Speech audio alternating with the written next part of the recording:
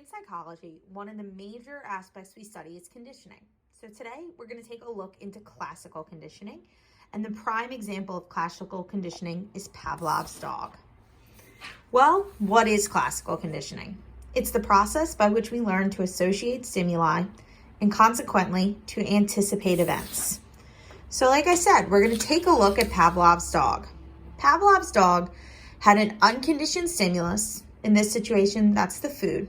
An unconditioned stimulus is a stimulus that elicits a response in an organism. In this situation, again, it's the food. Next, we have the unconditioned response. And in this situation, it's a natural or learned reaction. So the dog is salivating to the food. Then we're going to introduce the neutral stimulus, which is the bell. Ultimately, the bell is going to cause the dog to salivate. But at this time, when you ring the bell, it doesn't cause the dog to salivate at all.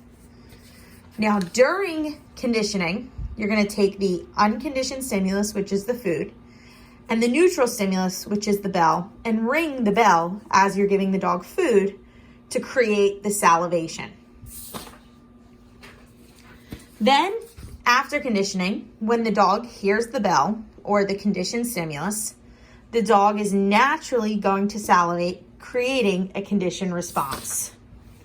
In the end, Pavlov's dog learned to associate the tone of the bell and begin salivating, thinking that its food was coming.